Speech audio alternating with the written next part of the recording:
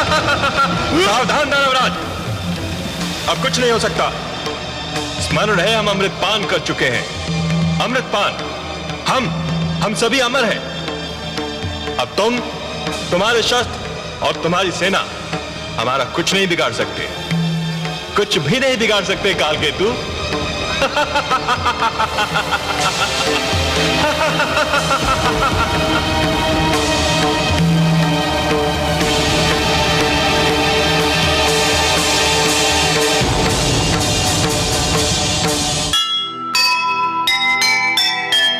एक नहीं उसकी चली, हारा फिर एक बार।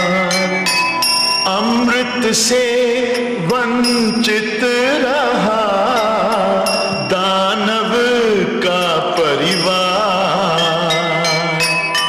देर सही उसके यहाँ नहीं मगर अंधेर, जो अमृत के योग्य है पाए देर सवेर, पाए देर सवेर। जो सुनेगा ये पुराण पाएगा सुख और ज्ञान, पाएगा सुख और ज्ञान। कर्म को ही धर्म जान, प्रेम की तू छेड़तान, प्रेम की तू छेड़तान। बीते युग बता रहे हैं, बीते युग बता रहे हैं, सत्य पथ पे चल सुजान। विष्णु पुराण